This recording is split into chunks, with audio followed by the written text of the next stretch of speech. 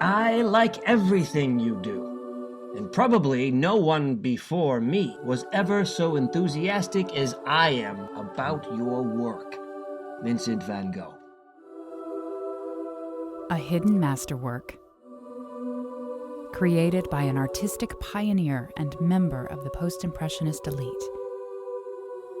Smuggled out of Nazi-occupied France and restored to its former glory, ready for the world to see at last.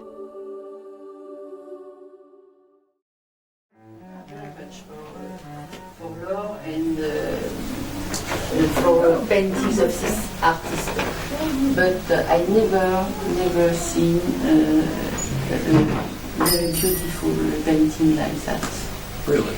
Yes, she's very important and important in the life of the painter. Rising majestically to a height of 9.5 feet and just over 6 feet in width, the Passion of Jesus Christ is a breathtaking depiction of Christ on the cross. Completed in artist Émile Bernard's signature classical style, the piece incorporates Mary, Mary Magdalene, and the soldiers, among others. His use of color enhances the impression of the life force. I was impressed by the deep colors that express the intense feeling. Zhou, restorer. For me, every time I look at it, it's different because I keep noticing in there some kind of emotion. Actual, in some cases, what looks like happiness. There's some pain. There's curiosity. There's some history that you wonder about. What is that over?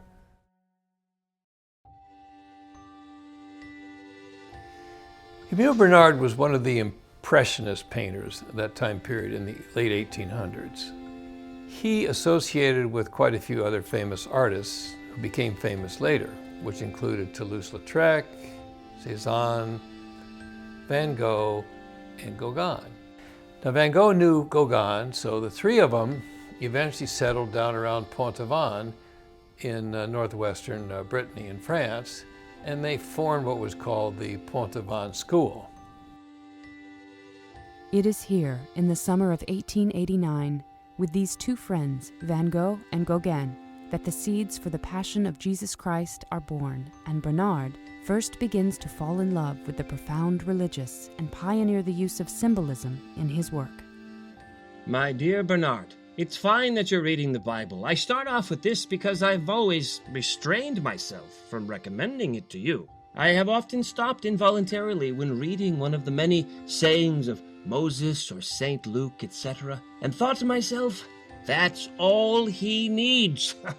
And there you are now, in the middle of it, the artistic neurosis. Vincent van Gogh. His connection to Paul Gauguin was complicated by a number of factors. First, Bernard's sister, Madeleine, a subject for both of them, refused Gauguin's amorous advances. The final blows came when Gauguin refused to attend Van Gogh's funeral and, more importantly, was proclaimed the leader of the symbolist movement, an honor Bernard felt he should have shared. Perhaps due to this slight, or perhaps due to his travels in Italy and Egypt, Bernard ultimately found a home in a consciously retrogressive classical and more literal style. Émile Bernard's art is currently experiencing a resurgence, with prominent exhibitions of his work being staged in Copenhagen, Germany, and l'Orangerie Museum at the Louvre.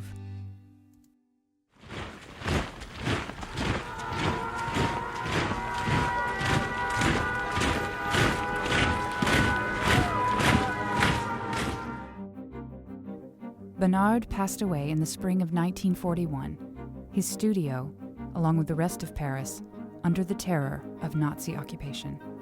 Most of his paintings that were in his studio were removed and being sequestered away from the Nazis. This painting was particularly large, so it had to be folded in several places and then taken out. A gentleman who ran a gallery in Stockholm, Mr. Morgan, ran the Morgan Gallery, acquired the painting in 1953 when he made one of his many trips between Stockholm and Paris acquiring paintings. He knew at the time it was an Émile Bernard. He brought the painting back to Stockholm where Uno Wallman, a very well-respected and well-known Swedish painter, acquired the painting from the Morgan Gallery.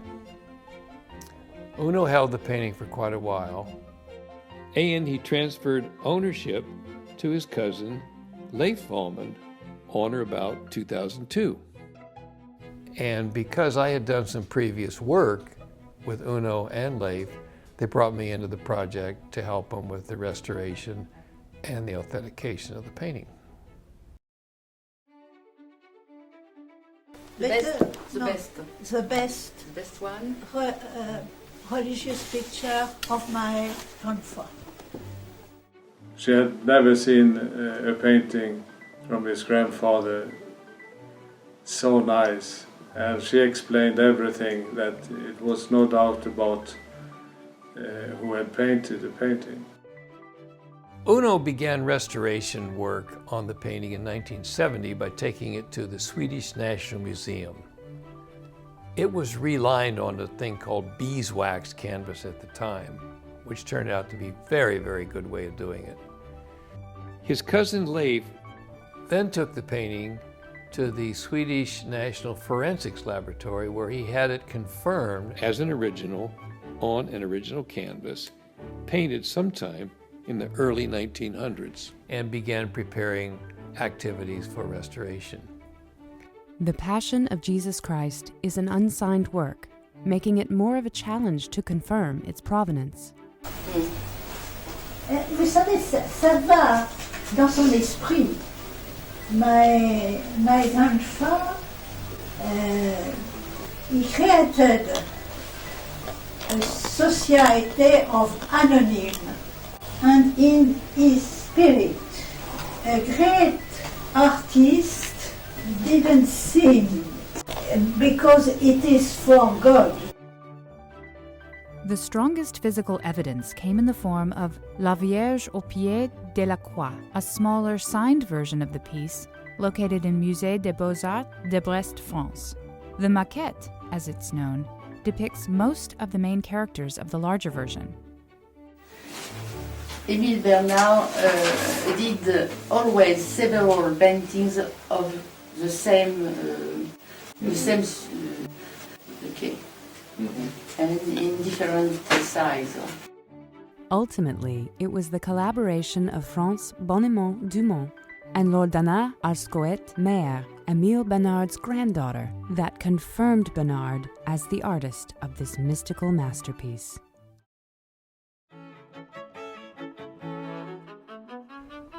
The painting looked like it had been through the war itself. You would look at it, you'd think, wow, this is a painting that needed restoration because it was beautiful, but it was in very, very bad shape.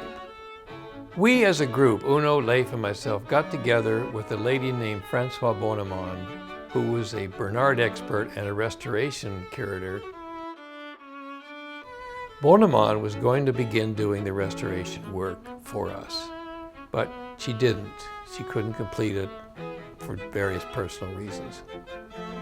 I took the information that was available from them and began looking for a restoration artist, and I found one on the West Coast. So we had the painting shipped over here from Stockholm, Sweden, and we began a 2.5-year process of having the painting restored to its original glory. In 2012, restoration expert Ah-Ching So was engaged to begin a meticulous restoration and recreation process, beginning with cleaning and repair, and then moving into color. In doing this recreation, the key was to find the artist's original style and the colors he used to be faithful to him. I had done extensive research to ascertain the colors originally used by this artist. I had to mix different colors to blend in, harmonize, and match the original colors. Ai-Qing Zhou, restorer. After waiting 6 months for the oil colors to dry, So applied 2 applications of museum Gamvar picture varnish, often used in museums, to protect the colors. The painting has been professionally stretch-framed by 30-plus-year veteran John Annesley of Santa Rosa, California, and is being offered as a collector's frame of choice for exhibition. It would have been a catastrophe to keep it in a wardrobe or something like that in such a bad condition. And now the whole world is open that they have an opportunity to see this masterpiece. I hope it turned up in any museum or like that.